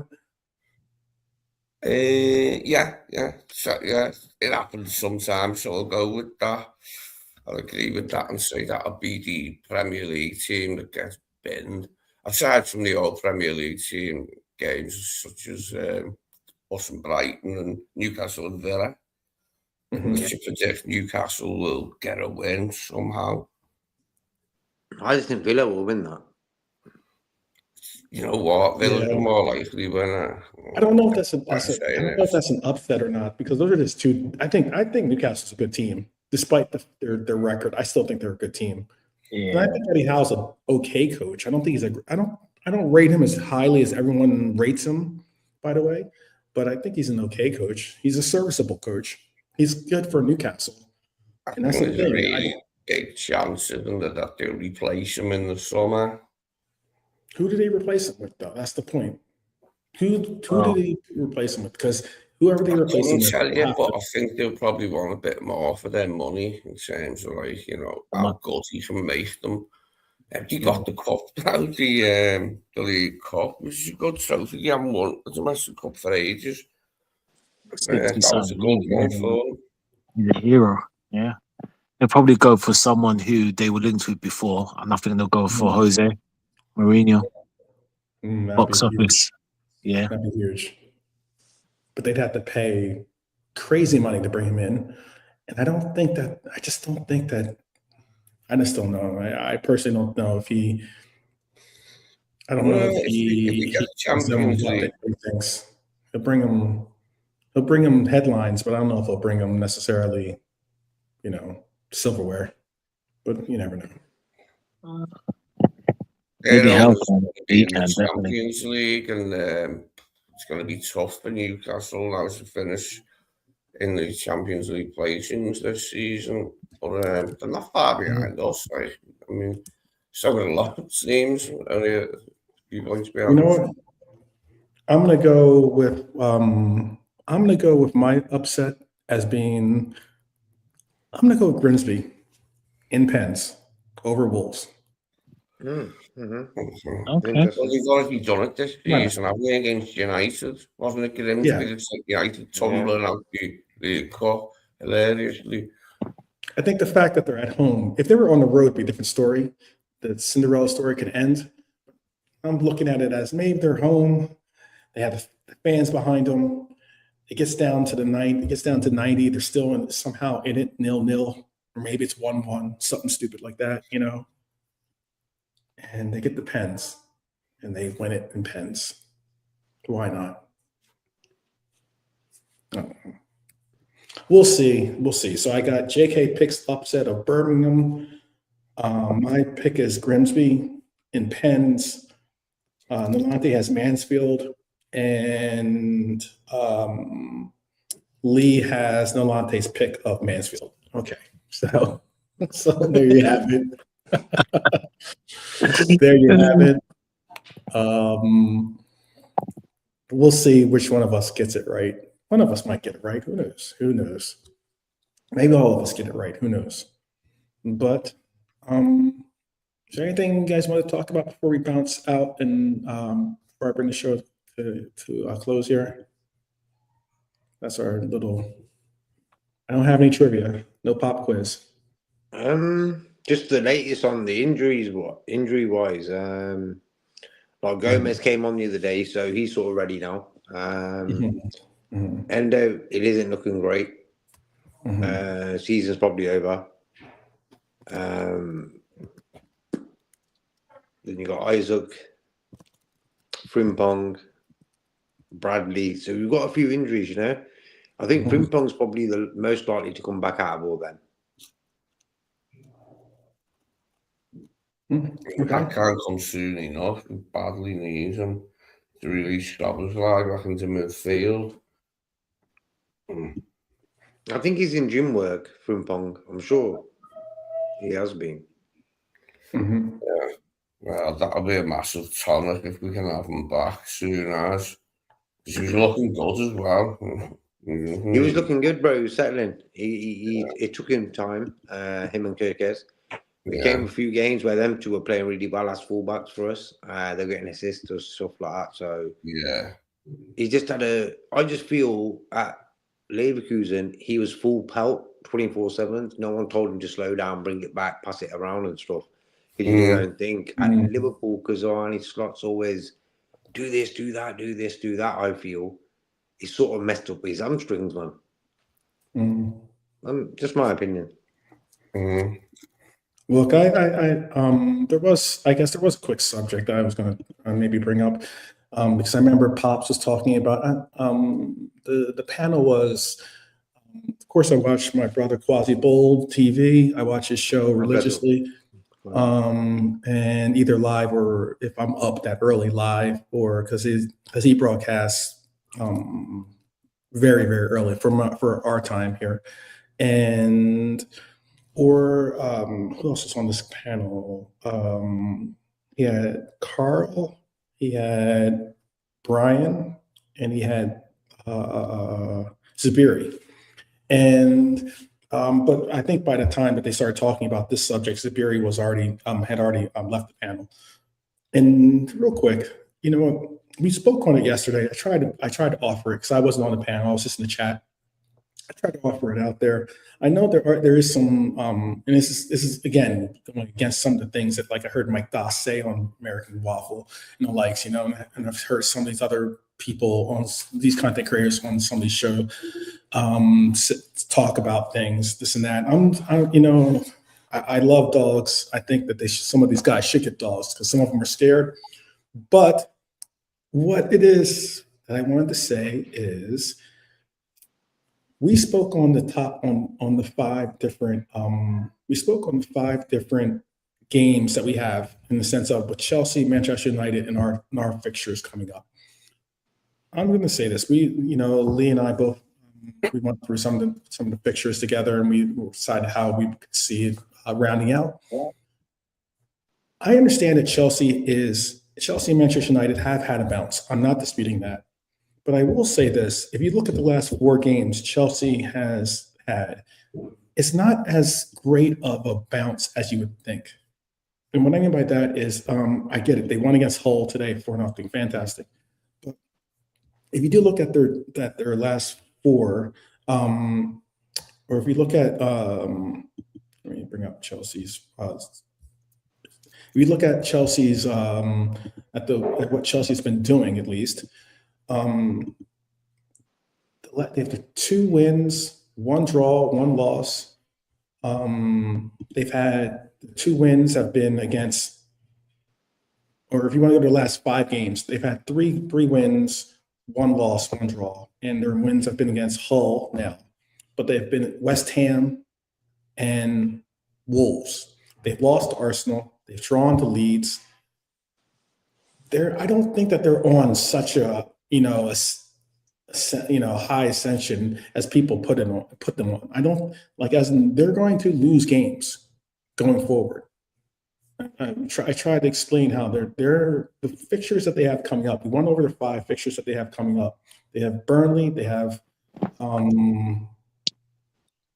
believe they have Burnley. They have Arsenal again. Burnley. Yeah, they have Burnley. They have Arsenal.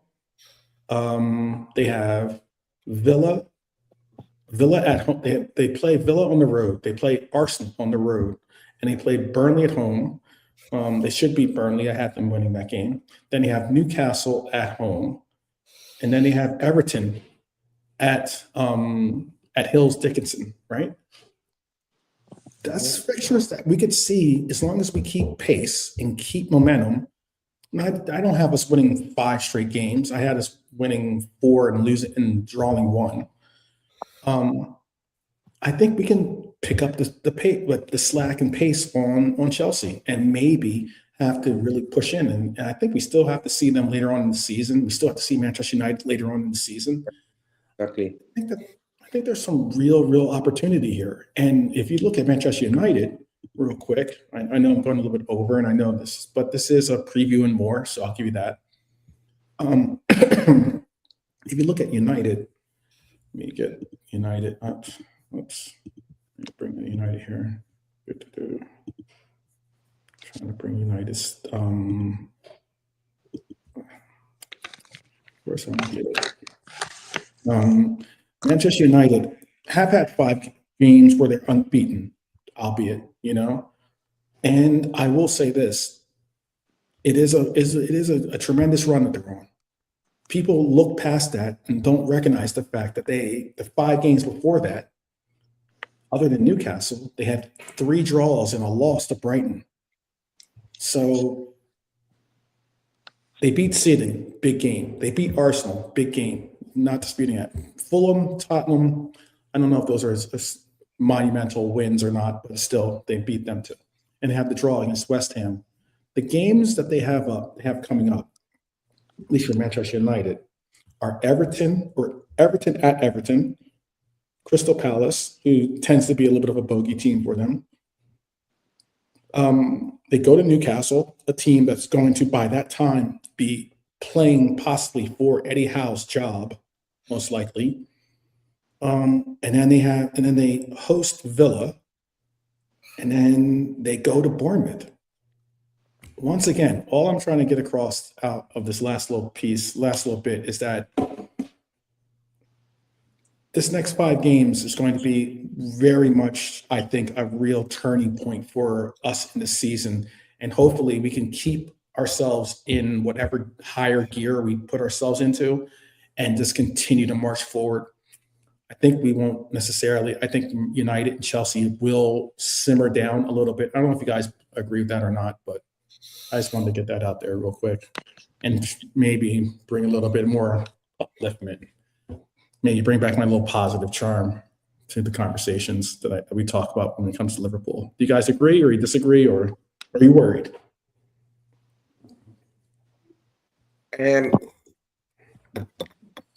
Just refresh me, what was it? Which one do you want to refresh on? Last question. Oh, just if you're are you worried, basically? I mean, like, this is now a three-team race for top five, if you want to call it that. Okay. Yeah, but Chelsea and United look that way, and United have got a decent enough head start and better goal difference. So more likely we'd be in a duel with Chelsea for fifth place, probably. But who knows? I mean, you might start losing games. United, new manager bounces don't last forever, or do you intend to? It could, but then again, it could not. We have to see how their luck holds out. Got some late winners lately, though, and all that cack, haven't you? But they did well, but it was them 2 wins against Arsenal and City back to back. Really give them spirit, didn't it? Like, unfortunately. I'm just telling you that I think that there's only so far that a new manager bounce is going to go. That's just my point. I just think that eventually they're going to have to come up against some adversity in their runs. You know, it's not going to be a cakewalk for either one of Chelsea nor Manchester United to get through the rest of these 12 games, you know, and then especially considering that they have to see us in 2 of those fixtures, they have to see us fighting for our top 5 lives as well. But someone show me the fixtures in Chelsea's next 5 league games. They've got to go away to Arsenal in the league, and then they've got to go away to Villa maybe as well. Yeah, I did just read off the games there, Lee. But yes, yeah, they did. But for me, we've got to play both of them teams, United and Chelsea. That's the blessing. That's the good. That's the best. Right? Yeah, that's the blessing too. Exactly. Agreed. To go out there and beat them, man. Yeah, it all depends on our form. It really does. That's all it does. I'm more worried about our form than United and Chelsea's, to be honest. If we keep doing what we're doing, then we ain't going to finish in the top 5, which is an embarrassment. But if we can win the next 3 games, I think we'll be 4th. That's okay. Well, yeah. I think we can go 4. I think we can go 4 wins and 1 draw. But again, it all depends on this team and these players and the manager. That's what it is. That's all it boils down to. If we can go to Old Trafford and have a performance like last year's Old Trafford performance, which seems decades ago now, although it was only a year and a half. That 3-0 win was brilliant, wasn't it? But it was quite early in the season, wasn't it? Last season. Yeah, about September. Yeah, we've had some good away performances there because their best results against us in recent years have come at Anfield, whether that's scraping a draw or beating us as they did, like managed to under finally after ages last year. Well, that's what we have to worry about, man. Rotation, keeping our momentum, getting not only keeping our rotation well so that we can keep these players fresh, keep getting them some form, getting the players that are going to be fringe players. That's why I do want to see Rio get minutes. I do want to see Chiesa obviously get minutes in this game. Yeah, wouldn't mind seeing Strignoni is a good shout too, by the way, from Levante. Ramsey. So yeah, Ramsey would be fantastic. So yeah, we'll see. Tomorrow's the big day. I think what we will most likely, let me see what time is the game scheduled for tomorrow. Hold on 1 second. See if I can make it for 8 o'clock kickoff, isn't it? Yeah, it is an 8 o'clock kickoff. So I can do a roll call tomorrow and also do a post-match. So we'll be live for a roll call.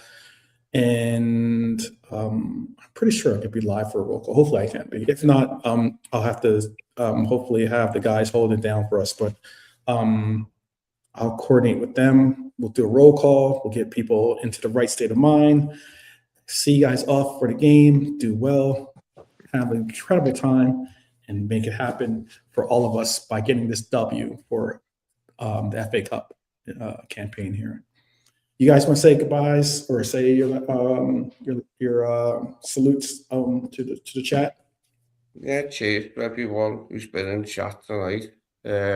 Hopefully we get a good result, and hopefully we won't get any more injuries. So we can have a good assault on Champions League qualifications after we get back to league action. So a decent result, like, and no more injuries, sounds good to me.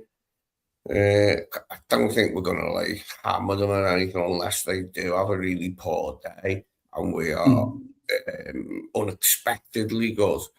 But hopefully we can get over it anyway. Because I think Ari, like, he's been under pressure, and he'll want the win, like. Yeah, agreed. JK, you like to say anything?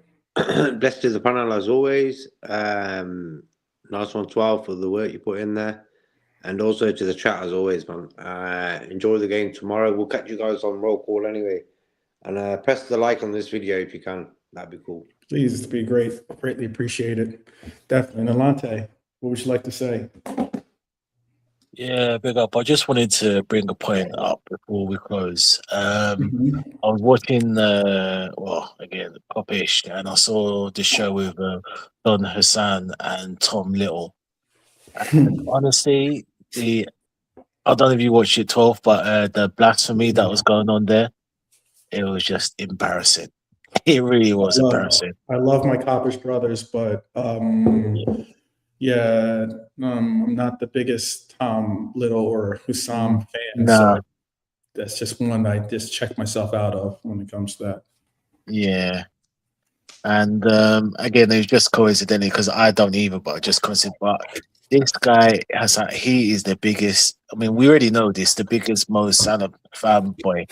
He gave him a 7 due to holding the ball, getting touches, and then he had to go out PVD, said, people let PVD off, and then rather than Mo, and my God, and then Tom Little was like, I like to see my football played this way. He was like, and then they were arguing, which is funny, saying, I've that Marnie from Wolves playing. He said, I've seen him play the left wing. He said, Don Hassan goes, he's watched all his games, and then Tom said, I've only seen he's only played twice in the wing. How do you know? He's like, no, I've checked. And I was just thinking, the two of them, proper, honestly, the Salah fanboys and the McAllister, he was a 8.5 to a 9. It's just like, it's embarrassing. These are the people that represent Liverpool FC. But anyway, I was just, I don't see no harm in having like favourite players and that. But I'm not going to use another player. Yeah, I'm not going to use another player to make my player look better. You know what I mean? So, Salah's great, but Frimpong don't push past him enough for Salah to do this and that. No. At the end of the day, you support the players, and the disrespect for me is too much, man. If you can disrespect Virgil and Salah, you'll be disrespecting it worked in a couple of years. Well, no, I'm not going to get into the reasons why I know Hussam does go over and above to support Salah, but I mean, look, we all know the biases that are out there, whether it's Footy Mo or Judge Footy Mo, or whatever. I think that's how his name goes, Judge Mo, and or Salah or Hussam on Salah. It's obvious, and sometimes that's why it's interesting because they will tend to not hold the same respect that they do for Salah in upholding his name or giving him praise or even just like giving him props because that's their guy. I get that. And then go as far as to be, calling people the human embodiment of fecal matter or something ridiculous, or going so over the bar with a sense of disrespect and disgusting terminology for our own players. It's to say, look, keep the same energy. If you're gonna have that for Salah, cool. But then don't go polar opposite when you're going to go and talk about Virgil van Dijk. We're going to talk about Ibu. We're going to talk about. It was Diaz one to be called human. I don't know. It was Diaz one time. Yeah, I mean, it's wild. And he's Well, got, it's look, some of them have agendas, and I've called it out. I've called it out a couple of times. I even brought it up on Coppish directly, but I understand that most of these content creators, want to be back on these shows. So they won't go as far as to call people out for some of the nonsense that they speak, you know. And sometimes when they're on that show, they'll sit there and allow for that person to say the nonsense that they are, as opposed to push back. And that's why sometimes it can be frustrating, because I would like for more of us, like, you know, the panel, more of the people on the panel, even some, heck, you can throw in KJ, you know, who I do like to see on panels, because he does get on some really big panels, you know, to give the pushback, to give the, like, whoa, before you go spouting this agenda, but, you know, campaign, you know, let's just bring it down. Let's just have a real conversation. Let's bring out the facts, you know. Everyone knows I've had like a geez, I'm going way over. I only got like 2 minutes left. But Lawrence, I know that everyone saw or has heard that, like, one of my favorites out there, Lawrence McKenna. I've been going back and forth with him. And finally, Lawrence McKenna wrote like a 3-paragraph response to one of my comments, you know, where he took the time to like address what I had to say. Well, I'd say still 2/3 of it was BS, but I mean, like, well, all the same, it's an opinion, and I appreciate the fact that he took the time out to give me his opinion, and he gave me the time to, like, you know, address what I had to say, and proper due respect to him. But it's some of the takes from some of these guys where, if they were to see these players, they would not say the same things that come out their mouths so frequently and easily online. They would be on some, let me get a picture, let me get an autograph, you know, or something silly like that. yeah. And that's why I'm just like, times And what I'm it just is, like, the younger generation are seeing it like a fashion. It's like fashionable. Why? Because this guy's getting a lot of views and stuff like that, and they think, okay, that's the way I need to go. It's as simple as that, man. Easily. The reason why us guys joined YouTube and stuff as that is because we didn't want that to happen to Liverpool Football Club. That's our duty, bro, as Liverpool fans, you know. We can all sing and dance when we win, but these sort of things, let's not go that way, man. And that's why I'll bless up the chat as always in your show, always correct and stuff. That doesn't mean I'm Arnie Slot's biggest fan. I'll let him go tomorrow and bring in Alonso. It's got nothing to do with that. But I'm going to still respect that he's the manager of Liverpool right now. You know, I've never been a Slot fan. And you know that because we did shows last year at the end. I was like, nah, man, not a big fan of this lad. He's too laid back and this, that, and the other and stuff. And then I could have carried it up. Then he won the league and stuff. No, he won the league and then I started moaning about him. Weird. It should be the other way around. When he ain't won the league, I should be moaning. So we don't do agendas. I think agendas, we leave that to the politicians, man. And newscasters, you know. So football don't need agendas, man.